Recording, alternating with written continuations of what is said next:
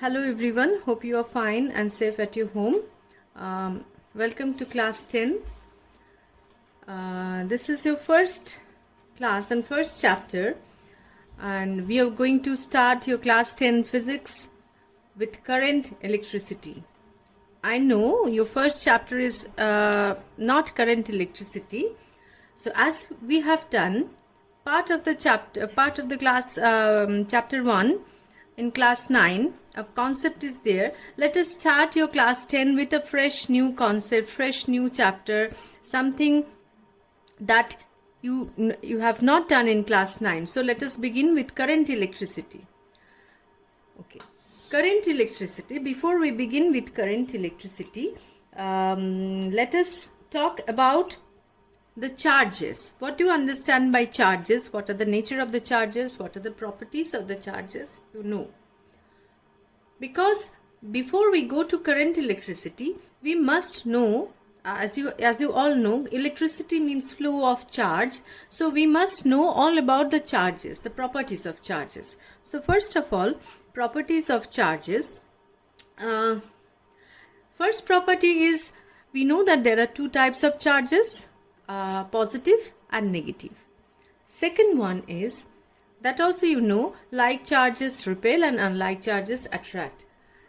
Third property is, charges are additive in nature.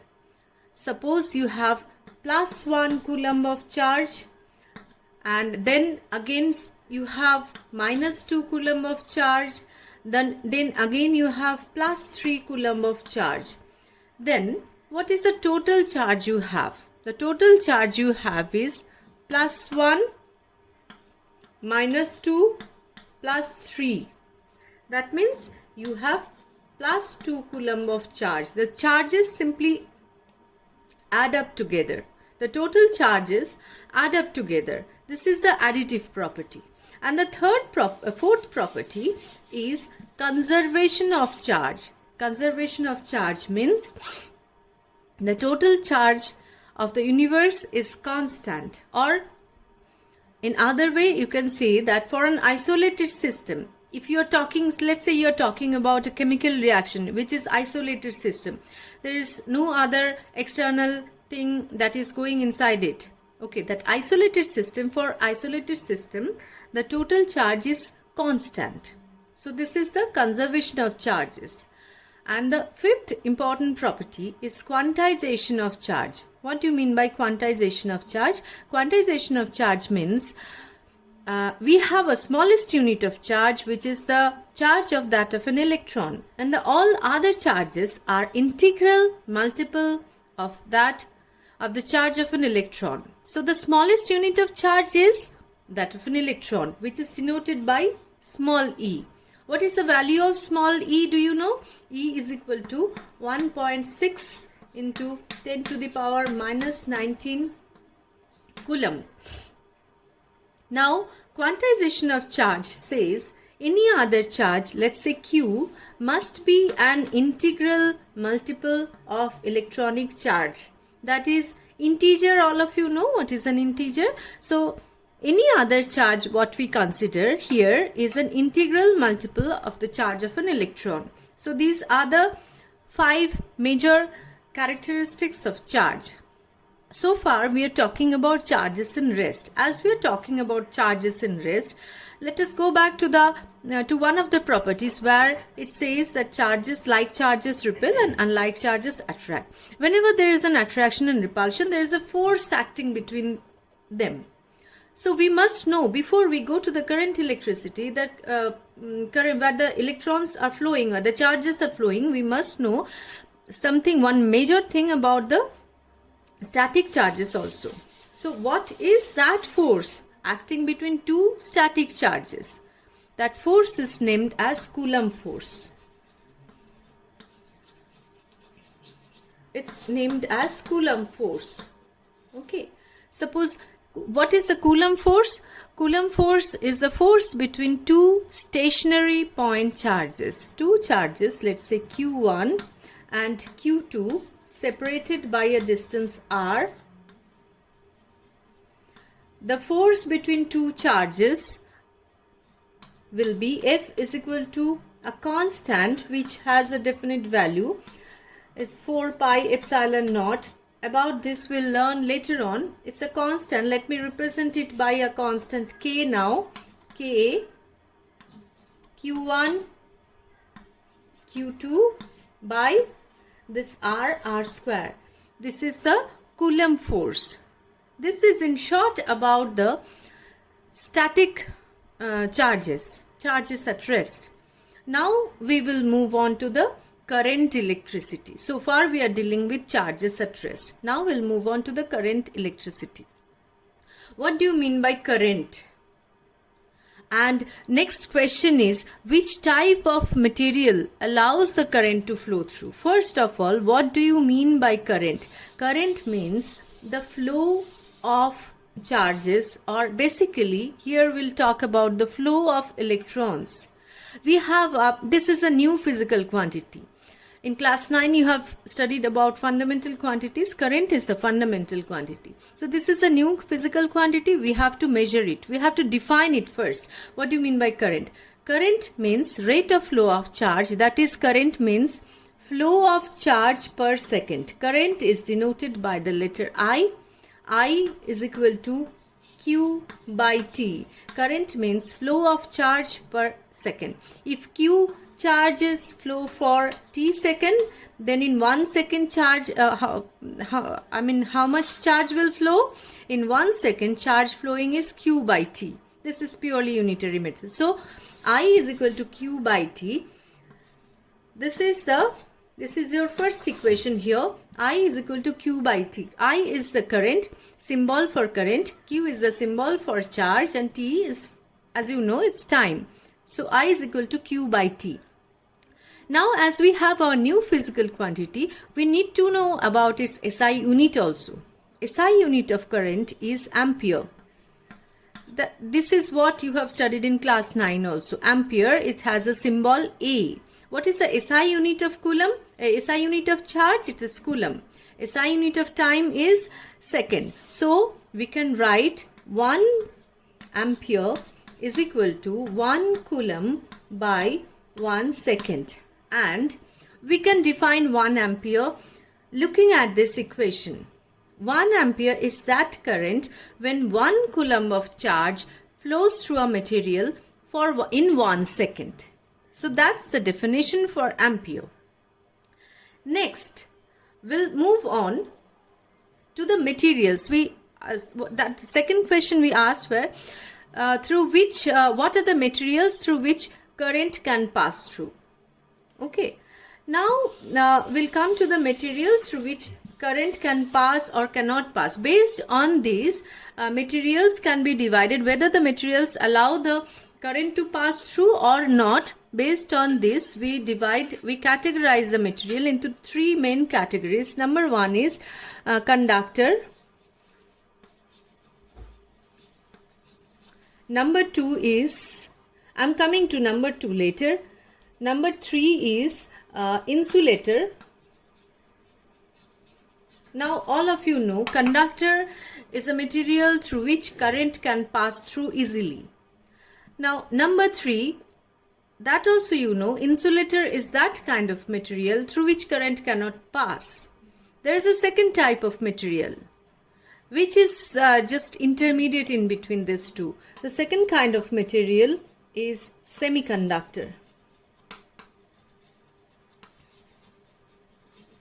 So conductor, first of all, when we get to know about the material, you need to know some examples also. Conductor, basic example is all kind of metal.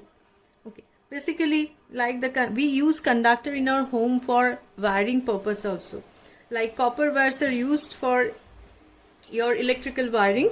And now semiconductors. Semiconductor example is silicon, germanium, it forms the basic semiconductors. And insulators, rubber, wood, all these are insulators. These are the examples. Now we will concentrate only on the conductor through which current will pass, and we'll discuss current electricity through this conductor. Now what makes conductor so special? That it allows the current to pass through. What is there inside the conductor? If you go to the atomic structure, so there is a nucleus, positively charged nucleus, about which the electrons are moving, and all of you know the last shell where the electrons stay is called the valence shell. In this last shell, in this valence shell, the electrons in the conductor, they are loosely bound to the nucleus. They are not so attracted towards the nucleus. In case of the conductor, the outermost electrons are loosely bound to the nucleus such that they are almost free. They are not bound to the nucleus. They are almost free. So when you are having a copper wire, suppose you have a copper wire, there are an innumerable number of atoms, and in each atoms, the electrons in the last shell is almost free. So in a copper conductor, there are lots and lots of electrons which are free to move about. Okay. So this is due to the presence of the free electrons. The conductor allows the current to flow through. What do you mean by current? Current means the flow of electrons. So as there are lots and lots of free electrons, current can flow through the conductor easily. Okay. So this is all about conductor and free electron. Okay. Now we'll take the conductor and draw the conductor here, and we'll talk about something else now. So here we are having our nucleus, and here is the electrons outside the atom. We are drawing it. This is a conductor. We have drawn a bigger picture. Okay, this area is called the cross-sectional area of the conductor. Now as the current flows through the conductor, as we connect this conductor to a battery or which drives the electron to flow through, as the electron flows, as this free electron flows, as it flows, as it goes out, so there it leaves behind a positively charged ions which is immobile. So along with the free electrons, there are the positively charged ions which are immobile. They cannot move. As the electron moves inside the conductor, then it collides with the positively charged ions and comes back. So the path of the electron is not so easy. It's getting obstruction in its way. So who is giving this obstruction? The positively charged ions. That creates the resistance to the electric current. So what causes the resistance? Who is flowing? Free electrons are trying to flow. Who is resisting? The positively charged ions are resisting. This is obstructing the flow of current. So this is where the resistance is created. Each and every conductor is having certain amount of resistance. So what do you mean by resistance? Resistance means the obstruction to the flow of current. Okay, now what are the factors that affects the resistance? Suppose you have a conductor like this, and when you increase the length of the conductor, what happens? The number of the positively charged ions increases, and as the electron moves, they collide with the positively charged ions. And as the length increases, the number of collision increases as the number of positive ion is increasing. So as the number of collision increases, the resistance also increases. So first of all, we can say resistance is another new physical quantity. Resistance is denoted by a letter R. Resistance increases with length. If L is the length of the conductor, resistance is directly proportional to the length of the conductor. This is the first part. Second part, as you can see, so as we increase the as we already talked that this is a cross-sectional area. If we increase the cross-sectional area, the electrons, as if it's getting path to pass through in between the gaps. So as we increase the cross-sectional area, second point is, as we increase the cross-sectional area, the resistance decreases. It gets path to pass through. So resistance decreases. So resistance is inversely proportional to the cross-sectional area. Now the third point is, on which the resistance depends is, third point, if we increase the temperature. If we increase the temperature of what? Temperature of this conductor. If we increase the temperature of the conductor, the electron gains more energy, more kinetic energy. In electron's velocity increases. It starts moving faster. As it moves faster, the number of collision increases. As the number of collision increases, what we have learned before is number of collision means the obstruction also increasing. So as the temperature is increasing, the number of collision is also increasing. As the number of collision increasing, the resistance also increases. So resistance increases. Resistance is also directly proportional to temperature. So there is a different formula that we'll learn later on, or let me write the formula here also, and we'll discuss the formula later somewhere, someday. So resistance R at temperature T is given by R0, where resistance R0 is the temperature resistance at 0 degree temperature, R0 1 plus alpha is a constant into delta T, where delta T is the increase in temperature. So resistance increases with the temperature. There is a fourth factor on which resistance depends. The fourth factor is material of the conductor. And now what is that? How is it depends? Material of the conductor. Material of the conductor, like you have copper and you have one more conductor, aluminium. In copper, the number of free electron is more. That's its structure. The material, the number of free electron varies from one material to another. That is its structure. So for copper, the number of free electron is more. So it can conduct more electricity. In aluminium, the number of free electron is less.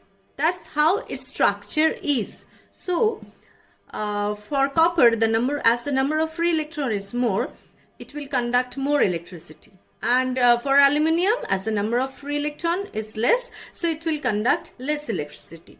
So resistance depends on four factors. First of all, resistance depends on length, directly proportional to length. Resistance is inversely proportional to cross-sectional area. Resistance increases with temperature, and it depends on the material. It varies from one material to another material. And we can write this part. This resistance proportional to L and A, we can combine it and write it in form of an equation, and which is R, first of all, R proportional to L by A, and in form of an equation, R is equal to rho L by A. Now what is rho? Let it be a suspense. We'll discuss about this in the next class. Thank you so much.